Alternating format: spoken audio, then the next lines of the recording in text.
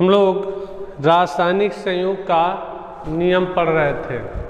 तो रासायनिक संयोग के नियम में पिछले वीडियो में हम लोग यानी द्रव्यमान संरक्षण का नियम और सेकंड आपका कह सकते हैं कि स्थिर अनुपात का नियम भेजा गया था। आज गुणित अनुपात का नियम किसे कहते हैं, लॉ ऑफ मल्टीपल प्रोपोर्शन क्या है। तो इस नियम का प्रतिपादन जॉन डाल्टन, तो जॉन डाल्टन नामक वैज्ञानिक ने इस नियम का प्रतिपादन किया था। इसके अनुसार ध्यान से समझेंगे, इसके अनुसार इस नियम का प्रतिपादन जॉन डाल्टन ने किया था। इसके अनुसार जब दो तत्व आपस में क्रिया करके दो या दो से अधिक यौगिकों का निर्माण करते हैं तो एक तत्व की निश्चित मात्रा से संयोग करने वाले दूसरा तत्व एक निश्चित गुणित अनुपात के रूप में पाया जाता है, जिसे हम गुणित अनुपात का नियम कहते हैं। एग्जाम्पल द्वारा और कंफर्म होगा। जैसे एग्जाम्पल में लिखोगे नाइट्रोजन तथा ऑक्सीजन आपस में संयोग करके निम्न ऑक्साइड का निर्माण करते हैं। तो उसके नीचे चार्ट बना लेंगे। चार्ट में यहाँ पर नाइट्रोजन के ऑक्साइड,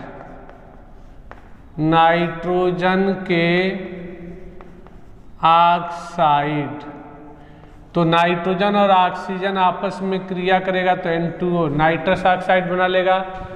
नाइट्रोजन और ऑक्सीजन आपस में क्रिया किया तो नाइट्रिक ऑक्साइड NO बना लिया। नाइट्रोजन और ऑक्सीजन आपस में क्रिया करेगा तो नाइट्रोजन ट्राई ऑक्साइड बना लेगा। नाइट्रोजन और ऑक्सीजन आपस में क्रिया करेगा तो नाइट्रोजन टेट्रा ऑक्साइड बना लेगा। नाइट्रोजन और ऑक्सीजन आपस में क्रिया करेगा तो नाइट्रोजन पेंटा ऑक्साइड का निर्माण कर लेगा। अब इसमें अनुपात N संबंधे O का अनुपात, तो अनुपात तो नाइट्रोजन का परमाणु भार 14, 2 नाइट्रोजन है तो 28 संबंधे ऑक्सीजन का परमाणु भार 16, 1 है तो 16, इसमें 2 नाइट्रोजन है तो 28 संबंधे, इसमें ऑक्सीजन 2 1 अन्य 2 है तो 1 का 16, 2 है तो 16 दूनी 32। इस सब में 2 नाइट्रोजन है तो सभी का निश्चित मात्रा कितना ग्राम, 28 ग्राम, 28 ग्राम और 28 ग्राम हो जाएगा। और यहाँ पर दूसरा तत्व ऑक्सीजन की मात्रा 3 है तो 16 यहाँ 48, यहाँ 4 है तो 16 चौको 64, यहाँ 5 है तो 16 पचे 80 हो गया। अब यहाँ पर हो जाएगा कि नाइट्रोजन का अनुपात, तो नाइट्रोजन का अनुपात अगर हम इसमें 16 से भाग दे दें तो 1, 16 दूनी 32, 16 तिया 48, 16 चौको 64, 16 पचे 80। तो परिभाषा देखेंगे।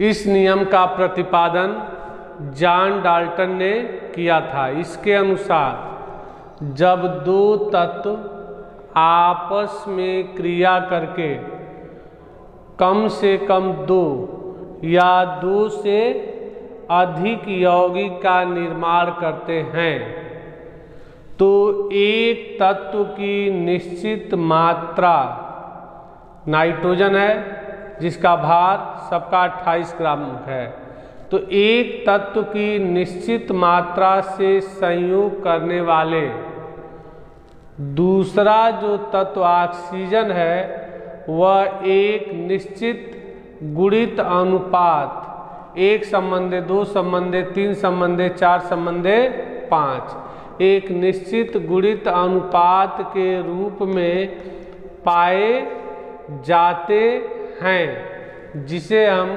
गुणित अनुपात का नियम कहते हैं। एग्जाम्पल, नाइट्रोजन तथा ऑक्सीजन आपस में क्रिया करके 5 ऑक्साइड का निर्माण करते हैं, जिसमें नाइट्रोजन की निश्चित मात्रा 28 ग्राम, सबका 28 ग्राम है, 28 ग्राम से क्रिया करने वाले दूसरे तत्व ऑक्सीजन, देख रहे हो, एक निश्चित गुणित अनुपात 1 संबंधे 2 संबंधे 3 संबंधे 4 संबंधे 5 के अनुपात में पाए जाते हैं।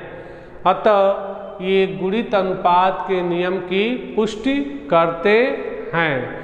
तो गुणित अनुपात के नियम की पुष्टि करते हैं, तो ये चार्ट बना करके लिख लोगे। एक बार परिभाषा और समझ लेंगे। जब दो तत्व आपस में क्रिया करके 2 से अधिक यौगिक बनाते हैं, तो एक तत्व की निश्चित मात्रा से संयोग करने वाले जो दूसरा तत्व होता है वह एक निश्चित गुणित अनुपात के रूप में पाए जाते हैं, जिसे गुणित अनुपात का नियम कहते हैं। एग्जाम्पल, नाइट्रोजन तथा ऑक्सीजन आपस में क्रिया करके निम्न ऑक्साइड का निर्माण करते हैं। चार्ट बना लिए। चार्ट के नीचे लिखोगे कि इस ऑक्साइड में नाइट्रोजन की निश्चित मात्रा 28 ग्राम से क्रिया करने वाले ऑक्सीजन 1 संबंधे 2 संबंधे 3 संबंधे 4 संबंधे 5 के गुणित अनुपात में पाए जाते हैं। अतः यह गुणित अनुपात के नियम की पुष्टि करते हैं। अब यहाँ पर देखेंगे, परिभाषा हो गया, तो अब इसका एक यानी न्यूमेरिकल हम लोग लगा लें। तो अगर एक न्यूमेरिकल लगाते हैं तो देखो न्यूमेरिकल में क्या हो सकता है। क्वेश्चन लिखेंगे, यदि ए तथा बी की विभिन्न मात्राएं आपस में क्रिया करके 3 यौगिक X, Y तथा Z बनाती हैं। रिएक्शन दिया है 0.3 ग्राम A प्लस 0.4 ग्राम B आपस में क्रिया करके 0.7 ग्राम X बनाता है। सेकेंड रिएक्शन 18 ग्राम A आपस में क्रिया 48 ग्राम B क्रिया करके 66 ग्राम Y बनाता है। और यहाँ पर है 40 ग्राम A और 159.99 ग्राम B आपस में क्रिया करके 199.99 ग्राम Z बनाता है। तो सिद्ध कीजिए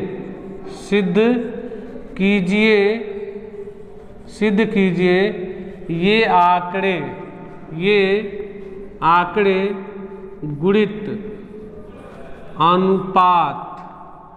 गुणित अनुपात के नियम की पुष्टि करते हैं। क्वेश्चन लिख लेंगे। अब इसका कैलकुलेशन, इसको हम सॉल्व कर दे रहे हैं।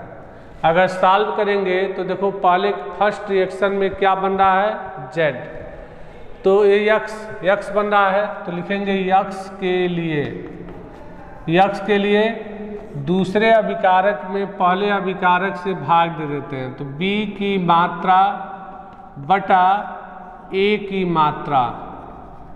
तो B की मात्रा बाबू कितना है, तो 0.4 और इसकी A की मात्रा कितना है, तो 0.3 भाग दे दिए 4/3 1.33। अब सेकेंड रिएक्शन प्रोडक्ट बना रहा है Y, तो लिखेंगे यहाँ पर Y के लिए B की मात्रा, Y के लिए B की मात्रा बटा A की मात्रा, A की मात्रा, तो B की मात्रा कितना है, तो 48 है, 48.0 और इसका मात्रा है 18, 18 दूनी 36, 18 54, 2.66 हो जाएगा। अब Z के लिए तीसरा अभिक्रिया में Z बन रहा है, तो लिखेंगे Z के लिए, तो Z के लिए B की मात्रा, तो B की मात्रा बटा A की मात्रा, तो B की मात्रा बाबू कितना है, तो 159.99, तो 159.99 बटा ए की मात्रा, ए की मात्रा कितना है 40। तो इसमें हम क्या कर देंगे, 40 से भाग दे देंगे तो लगभग 3.99 ग्राम, 3.99 ग्राम हो जाएगा। तो 1 ग्राम ए से क्रिया करने वाले बी की मात्राओं का अनुपात, अतः 1 ग्राम ए से क्रिया करने वाली बी के मात्राओं का अनुपात, तो बी के मात्राओं का अनुपात बराबर 1.33 संबंधे 2.66 संबंधे 3.99, अर्थात अगर इसको 1.33 से भाग दे दें सब में तो आ जाएगा 1 संबंधे 2 संबंधे 3 के गुणित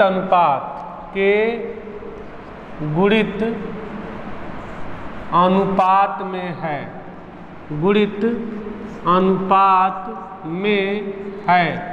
अतः यह गुणित अनुपात के नियम की क्या करते हैं, पुष्टि करते हैं। तो यह आपका गुणित अनुपात का नियम हो गया।